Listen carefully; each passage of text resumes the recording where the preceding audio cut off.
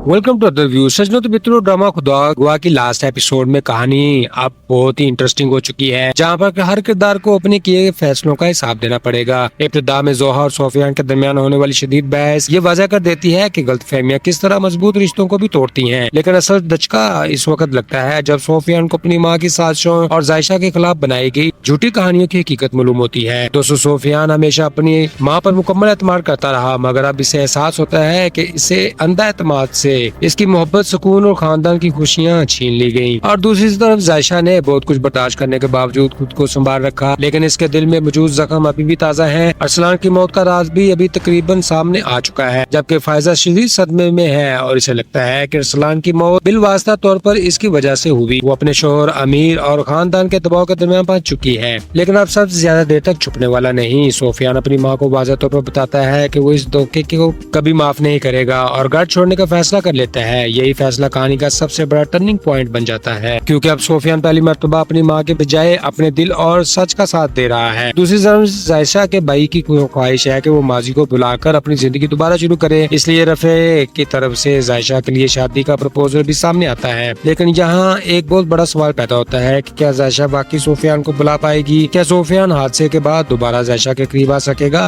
Last episode में सोफियान का accident कहानी को मजीद इंटरेस्टिंग बनाता है और मुमकिन है यही हादसा दोनों के दरमियान मौजूद फासले को खत्म भी करे। मेरा अंदाजा ये है कि जायशा की बेगुनाही मुकम्मल तौर पर साबित होगी, सोफियान अपनी गलती तस्लीम करेगा और दोनों के दरमियान मोहब्बत दोबारा जिंदा होगी। दूसरी तरफ साजिश करने वाले किरदार अपने किए की सजा पाएंगे। इस तरह ड्रामा का इख्तिताम मोहब्बत, सच, कुर्बानी और खानदान के टूटे हुए रिश्तों को दोबारा जोड़ने के पैगाम के साथ खत्म होने का इम्कान है। ओवरऑल लास्ट एपिसोड एक इमोशनल, ड्रामेटिक, पावरफुल और मेमोरेबल और सेटिस्फाइंग इख्तिताम दे सकता है, जहाँ हर राज खुलने के बाद किरदारों की अपनी जिंदगी का फैसला करना होगा। दोस्तों, खुदा का ड्रामा में ये सबक देता है कि रिश्तों में शक, झूठ और गलतफहमियां बहुत बड़ी तबाही का सबब बनती हैं। इंसान को किसी के बारे में फैसला करने से पहले हकीकत जानने की कोशिश करनी चाहिए। सिर्फ जारी बातों पर यकीन करना अक्सर नुकसान भी साबित होता है। ड्रामा ये भी सिखाता है कि वालिदैन की मोहब्बत अपनी जगह अहम होती है, लेकिन औलाद की जिंदगी के फैसलों में जबरदस्ती और हद से ज्यादा मुदाखलत रिश्तों को कमजोर करती है। इस कहानी का आगाज हमें ये फैमिली की अहमियत समझाता है, जबकि आगे चलकर ट्रस्ट की कमी रिश्तों को तोड़ देती है। दोस्तों, आखिर में ट्रुथ सामने आता है और हर किरदार को अपने फैसलों का सामना करना पड़ता है, इसलिए रिस्पेक्ट, पेशेंस और सच्चाई जिंदगी के लिए जरूरी है। जी तो नाज़रीन, आपसे कुछ सवालात हैं कि आखिर इस कहानी का इख्तिताम किस तरफ जाने वाला है? क्या सोफियान जायशा की बेगुनाही को मुकम्मल तौर पर तस्लीम करेगा? क्या वो अपनी माँ के खिलाफ जाने के बावजूद दोबारा जायशा को अपनी जिंदगी में शामिल करेगा, या फिर जायशा राफे के रिश्ते को कबूल करके